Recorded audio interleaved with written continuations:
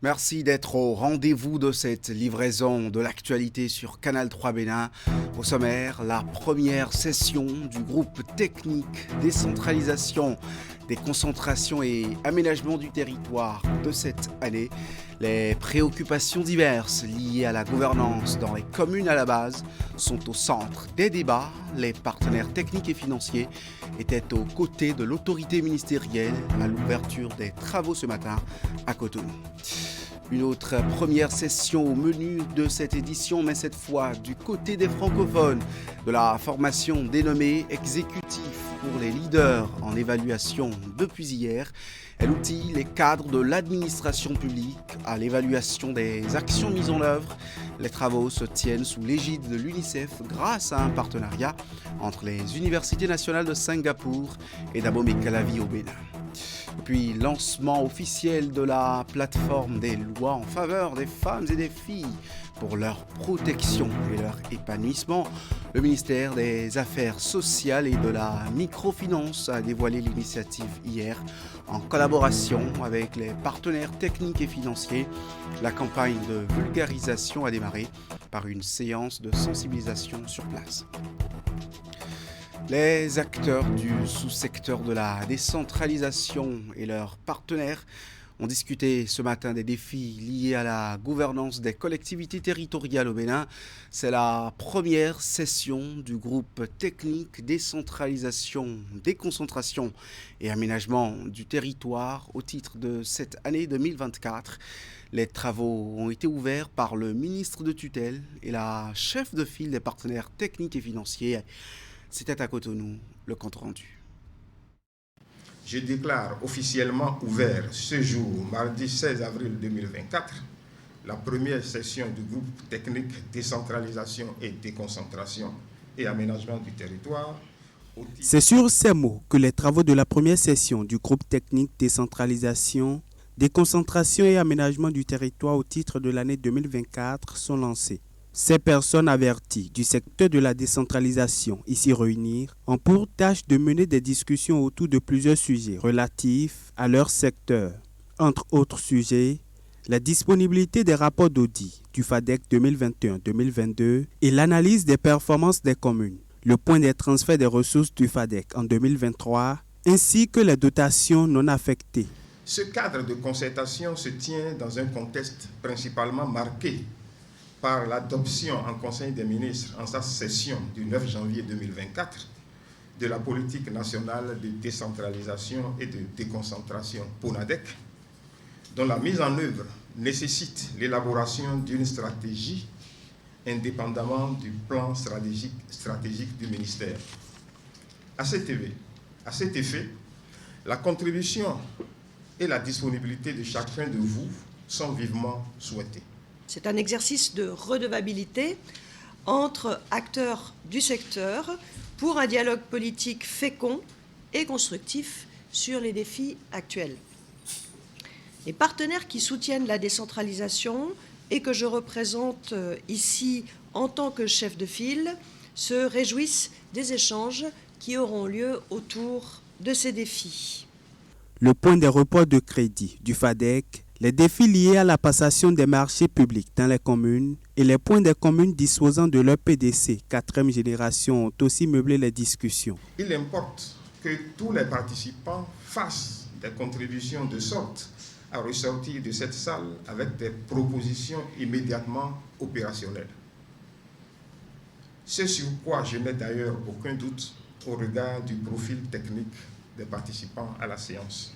Tout en réitérant ma profonde gratitude à nos partenaires techniques et financiers pour leur appui incommensurable qu'ils ne cessent d'apporter au gouvernement béninois, je voudrais solliciter une fois encore leur accompagnement sous diverses formes dans l'opérationnalisation de la nouvelle PONADEC.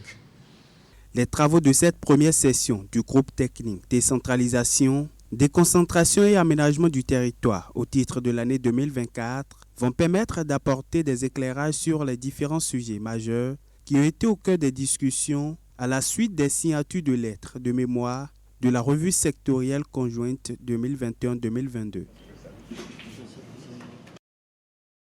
À quelques jours de l'organisation de la session d'avril 2024, de l'examen du certificat de qualification au métier, des acteurs se mettent en ordre de bataille. La Chambre des métiers de l'artisanat et les directions départementales en charge de la formation professionnelle ont signé un protocole d'accord pour y arriver. Des accords qui permettent aux directions d'avoir les ressources conséquentes en vue de l'organisation de cet examen. La cérémonie de signature s'est tenue hier à Cotonou. Clément Hachalé. Cette signature consacre l'envoi en mission des directeurs départementaux en charge des enseignements techniques de la formation professionnelle dans le cadre de l'organisation des examens de certificats de qualification au métier.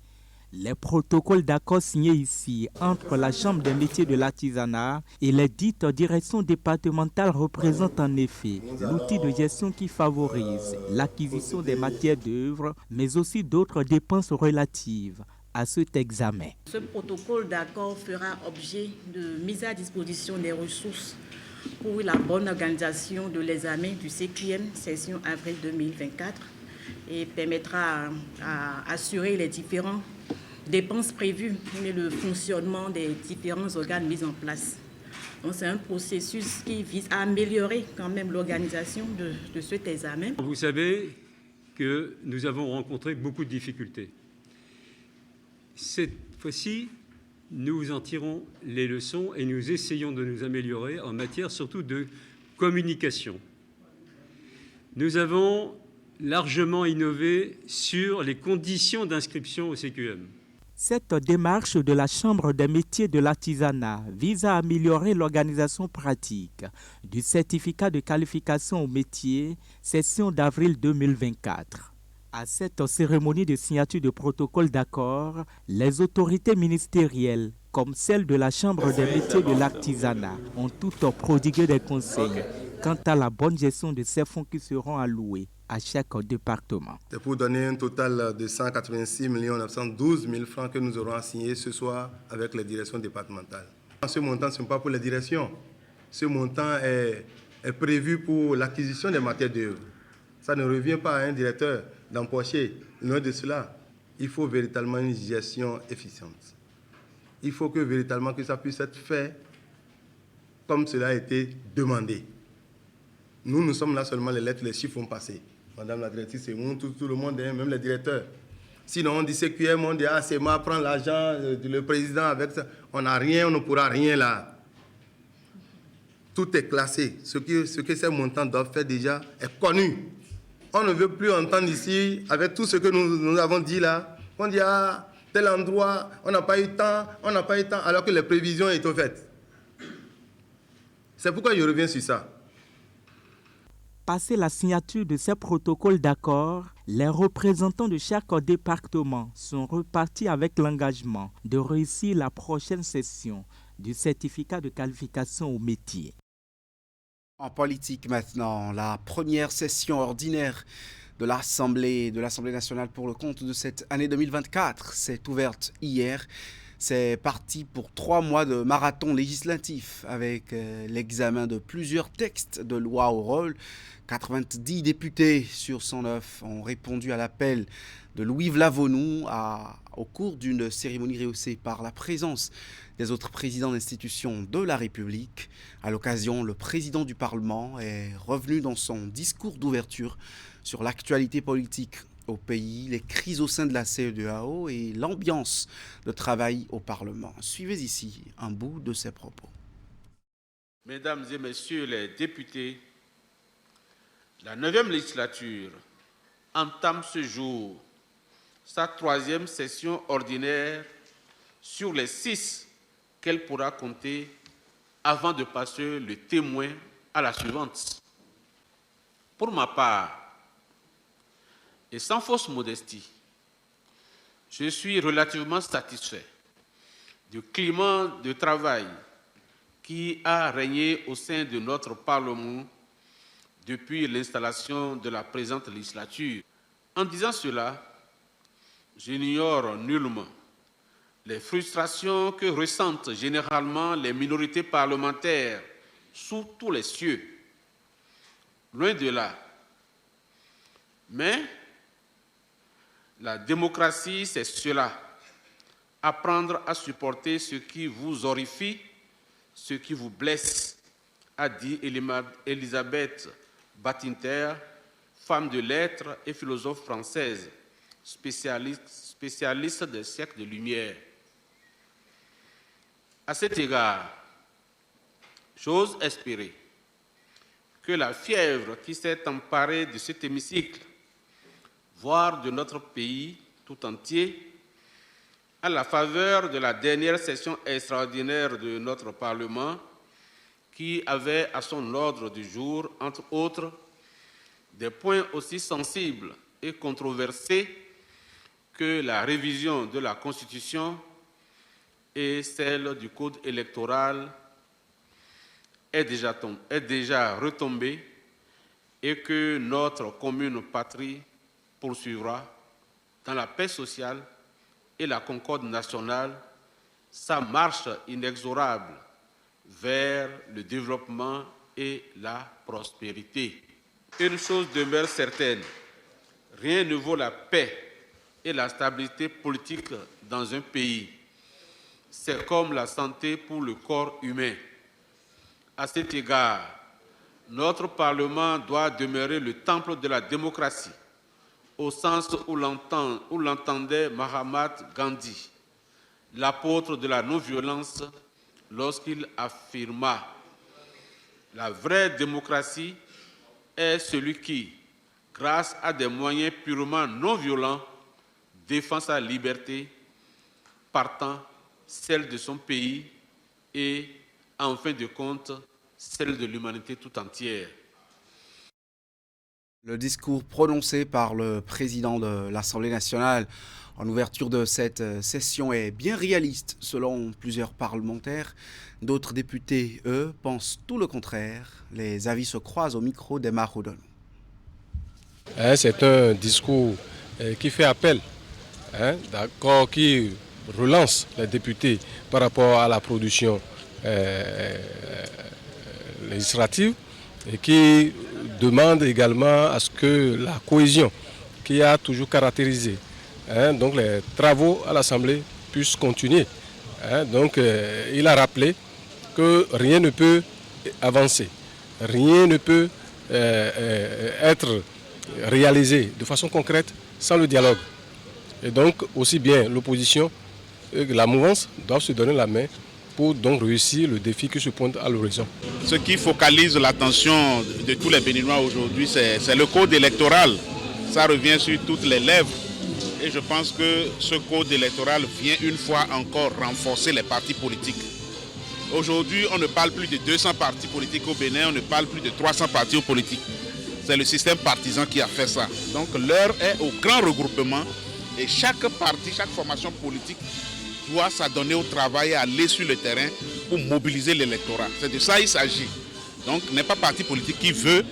Donc, je pense quand même que le président de l'Assemblée nationale a insisté là-dessus et nous allons évoluer progressivement jusqu'à mettre fin à la transhumance politique. Parce que vous voyez ce code-là aujourd'hui, il n'est pas possible de débaucher donc des parrains pour les élections présidentielles à venir. C'est très bien et c'est à l'actif des députés, parce que c'est les députés qui votent le code électoral. Il a souhaité également que nous puissions continuer dans la même lancée, puisque au rôle, pour cette session qui s'ouvre, il y a également beaucoup de projets de loi qui ont été déposés à son bureau. Et donc, je pense que nous ouvrons cette session sur une note solennelle. Nous ouvrons cette session sur les chapeaux de roue. Nous allons beaucoup travailler, beaucoup contribuer à la production législative, au contrôle de l'action gouvernementale et je pense que chaque Béninois pourra se retrouver à travers les travaux que nous allons effectuer pendant cette première session ordinaire. Je voudrais préciser que le discours du président de l'Assemblée est à 90% fait d'hypocrisie et de mensonge. Il y a seulement 10% où le président de l'Assemblée a dit la vérité, surtout le point qui concerne où il a dit que souvent ce sont les décisions politiques qui engendrent des crises politiques. Donc si c'est vraiment, si le président de l'Assemblée nationale comprend cela, il faut que dans la conduite des travaux au niveau du Parlement, qu'il y ait assez d'amélioration. Parce que Ce qui se passe ailleurs ne peut se passer aussi au Bénin. S'il est conscient que les décisions politiques engendrent toujours des crises politiques. Il a été clair. La minorité, ça veut dire qu'il est en minorité et en démocratie, c'est la loi de la majorité qui remporte.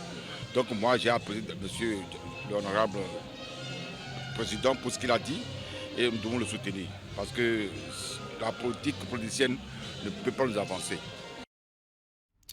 Dans un autre volet de l'actualité, nous sommes aujourd'hui mardi, le deuxième jour de l'Assemblée générale de la 14e du Conseil ouest et centrafricain pour la recherche et le développement agricole. Les participants à cette rencontre réfléchissent depuis hier aux nouvelles orientations à donner à l'instance régionale. Ils ont également pour tâche de trouver d'ici demain les stratégies et innovations à développer dans un contexte marqué par de multiples crises. Ceci pour faire du secteur agricole un levier de développement en Afrique. Ingrid Day pour le compte-rendu à l'ouverture.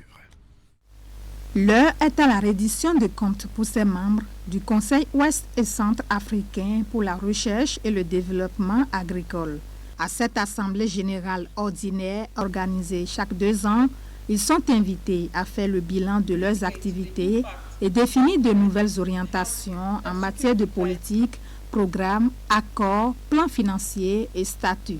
C'est le lieu de partager avec l'assistance quelques innovations agricoles enregistrées au Bénin. Pour ce qui est de l'organisation de la recherche agricole dans notre espace, sur le plan des pays, il existe des systèmes nationaux de recherche agricole, bien que des efforts devront être encore faits pour leur fonctionnement. Dans ce cadre, l'exemple du Bénin devrait faire tache d'huile. Sur le plan régional, le CORAF joue le rôle de coordination des systèmes nationaux de recherche agricole. Cette assemblée générale, la 14e, se tient dans un contexte marqué par des crises sanitaires, politiques, économiques, sécuritaires et le changement climatique.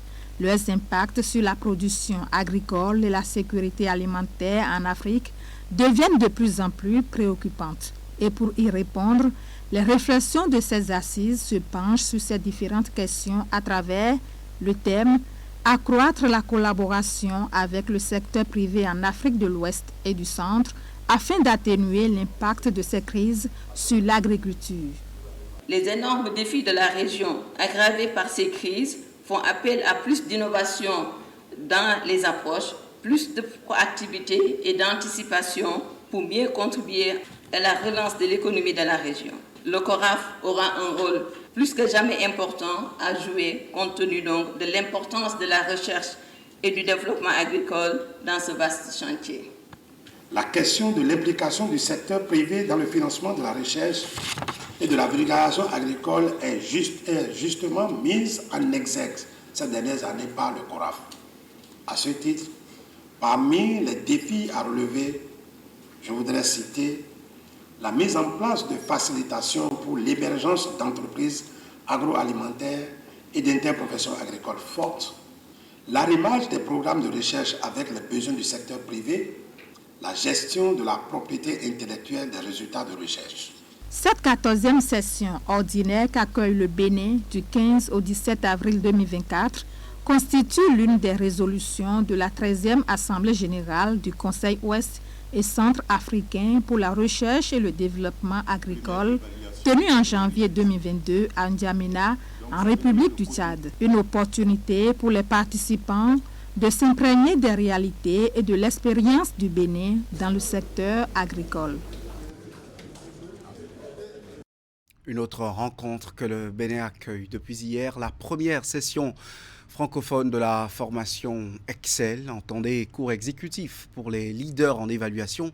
Cette session de formation tenue grâce au partenariat entre l'Université nationale de Singapour et l'Université d'Abomey-Calavi a lieu avec l'appui financier du Fonds des Nations Unies pour l'enfance UNICEF. La cérémonie de lancement s'est déroulée dans la soirée de ce lundi à l'amphithéâtre Idriss Déby Itno. Suivons ensemble le point. Équiper les cadres supérieurs des gouvernements des pays en matière d'évaluation pour une prise de décision éclairée. C'est le but de cette formation co-organisée par l'école d'administration Lee Kuan Yew de l'Université de Singapour et l'école nationale d'administration de l'Université d'Abomey-Calavi. Démarrée ce lundi 15 avril 2024, cette formation en présentiel est prévue pour durer une dizaine de jours. La formation qui démarre ce jour et qui réunit de hauts responsables gouvernementaux s'insère opportunément dans la dynamique d'une bonne action publique béninoise. En effet, depuis 2007, le gouvernement du Bénin a affiché sa volonté de faire de l'évaluation un outil d'amélioration continue des services publics rendus aux populations. Je voudrais vraiment les remercier. Remercier vous-même, Madame la représentante adjointe et toute votre équipe, ainsi que l'équipe de Madame Ahmed. L'honneur que vous nous faites sera mérité et nous nous battrons pour que cette formation ne quitte plus jamais le Bénin. Réunis à l'amphithéâtre Idriss Déby Itno à l'UAC, les participants à cette formation, dénommée cours exécutif pour les leaders en évaluation, vont élaborer des politiques et stratégies dont la mise en œuvre pourrait garantir de meilleurs résultats pour les enfants et les adolescents. Une formation qui bénéficie de l'appui financier de l'UNICEF. Il y a les objectifs d'accroître notre apprentissage, nos connaissances générales, nos connaissances techniques, mais il y a aussi de comprendre plus profondément les distinctions entre les approches, par exemple, d'évaluation, quelles sont leurs forces, leurs faiblesses, leurs complémentarités. Il y a aussi l'objectif d'accroître les capacités individuelles, institutionnelles et l'environnement social. La formation Excel donnera également l'occasion aux délégations nationales de mettre en place les connaissances acquises à travers l'élaboration d'un plan d'action. Je renouvelle ici le soutien de l'UNICEF aux interventions de la fonction évaluative mise en œuvre par les gouvernements et contribuant à la réalisation des droits des enfants, des adolescentes et adolescents. Au total, 10 pays sont représentés à cette 8e tournée de l'Executive Course of Evaluation Leaders Excel. Il s'agit du Bénin, de l'Algérie, du Burkina Faso, le Congo-Brazzaville, la RDC, la Côte d'Ivoire, le Tchad, le Cameroun, la Guinée-Bissau et de la République d'Haïti. Le Rotary Club Cotonou-Cocotier rénove la salle informatique de la Caritas diocésaine d'Abomey. Un don de matériel informatique et autres accessoires estimés à 25 millions de francs CFA, rendu possible grâce à l'appui du Rotary Club Novara Gaudencio d'Italie. La cérémonie de remise s'est tenue cette semaine. L'infrastructure va servir dans la mise en œuvre d'un projet initié au profit des jeunes en situation de vulnérabilité. Les précisions avec Imet Elena Moussou. Du matériel informatique et autres accessoires offerts à la Caritas diocésaine d'Abomey. L'acte de générosité provient du Rotary Club Cotonou-Cocotier, appuyé par son analogue d'Italie, le Rotary Club Novara San Gaudencio. Le don a servi à l'aménagement d'une salle informatique dans l'enceinte du siège de la structure bénéficiaire. Permettez-moi tout d'abord d'exprimer ma profonde gratitude envers les partenaires dont le soutien a rendu cette salle possible et disponible. Cette salle informatique représente bien plus qu'un simple espace équipé d'ordinateurs. C'est un lieu où nos étudiants pourront se familiariser avec les outils informatiques, acquérir des compétences numériques essentielles afin de s'adapter aux défis du monde moderne, le monde de la technologie. Aujourd'hui, nous témoignons à travers notre présence et ces dons, quoique symboliques, une fois de plus notre engagement à changer des vies, notamment des plus vulnérables, et notre soutien envers Caritas diocésaine d'Abomey pour cette noble cause que nous partageons ensemble. Il s'agit bien sûr d'aimer et de servir. C'est aussi l'expression de notre engagement à soutenir Caritas dans l'accompagnement des jeunes et femmes vulnérables pour leur autonomisation. Investi de certaines missions communes avec Caritas, telles que combattre l'analphabétisme et la pauvreté, contribuer à l'autonomisation des femmes et des jeunes, le Rotary Club Cotonou-Cocotier et son analogue de Novara San Gaudenzio viennent appuyer Caritas d'Abomey pour créer de l'espoir dans la vie de la population d'Abomey et environ. L'infrastructure inaugurée à l'occasion au grand bonheur de tous va contribuer à l'atteinte des objectifs du projet, l'égalité de chance pour faciliter l'accès à l'éducation et à la formation professionnelle des jeunes en situation vulnérable dans le département du Zou. Avant cette initiative, nous nous demandons comment nous pourrions nous adapter et prospérer dans cet environnement en rapide évolution. Mais grâce à ce projet, nos craintes sont dispersées et remplacées par un sentiment de confiance et d'enthousiasme pour les opportunités qui se présentent désormais à nous. En tant que jeune bénéficiaire de ce projet, je ne saurais exprimer à quel point cela représente un atout pour moi et pour mes camarades. Source d'espoir et de soutien pour ces jeunes vulnérables qui ont besoin d'être formés au maniement de l'outil informatique et aux recherches sur différents portails web. Le lot de matériel remis est évalué à une valeur de 25 millions de francs CFA. Il est composé de 15 ordinateurs portatifs, 28 tablettes, un serveur, un photocopieur, 3 régulateurs, un onduleur, une connexion Internet de 2 ans, puis d'autres accessoires. Tout comme les bénéficiaires, bien d'autres personnalités présentes à la cérémonie ont salué l'initiative. Le ministère des Affaires sociales et de la microfinance vulgarise la plateforme des lois en faveur des femmes et des filles pour leur protection et leur épanouissement. La séance de sensibilisation a été organisée ce matin même en collaboration avec les partenaires techniques et financiers œuvrant dans la réalisation des droits des femmes. La technologie divulguée a pour but de faciliter la diffusion de ces lois au plus près des concernés, les populations en cause. Une cérémonie qui tient lieu d'ailleurs de lancement officiel de la plateforme. Florence Bossa. Les filles et les femmes sont à l'honneur. Le gouvernement béninois a décidé de faire la cause de ces dernières son combat. Et c'est justement dans cette optique qu'est née cette séance de sensibilisation. Elle a pour but de faire connaître la panoplie des actions juridiques dédiées en faveur des filles et des femmes.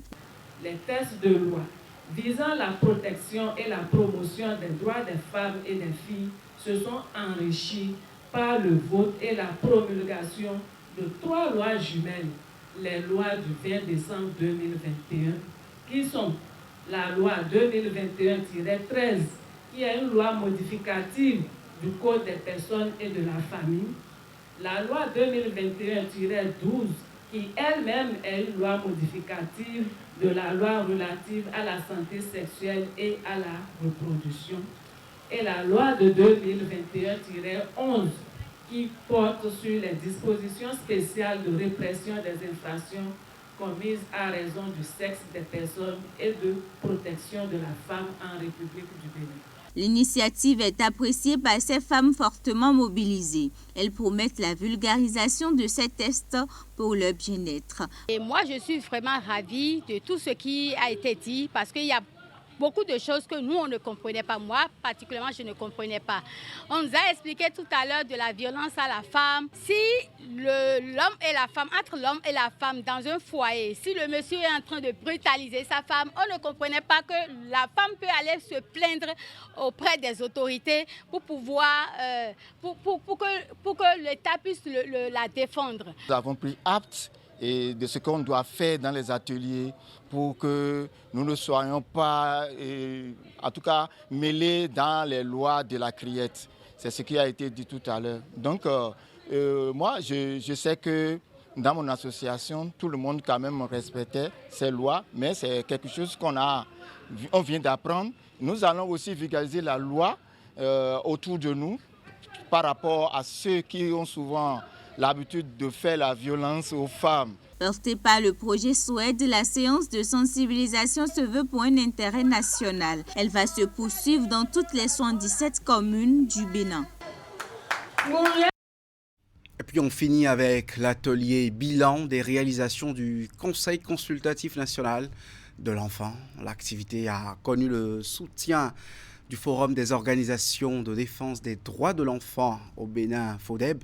Ces travaux, qui interviennent 12 années après l'expérimentation de cet organe, ont aussi été le cadre de procéder à l'actualisation des textes régissant le fonctionnement du CCNE. Les divers acteurs se sont retrouvés à Dassazoumé, dans les collines, pour en discuter. les détails. L'organe est créé en septembre 2012. Le Conseil consultatif national de l'enfant, CCNE, est venu renforcer le cadre institutionnel de la participation des enfants et aussi répondre aux exigences du Comité international des droits de l'enfant et de la résolution 56-138 au terme des 12 années d'expérimentation et au vu de l'évolution de la thématique des droits des enfants.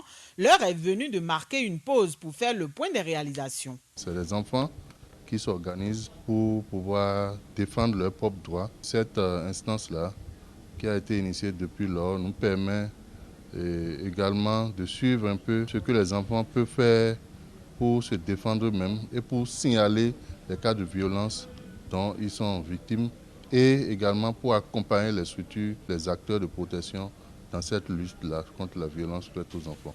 L'atelier bilan de fonctionnement du CCNE est également le cadre choisi pour procéder à l'actualisation des tests qui régissent l'instance.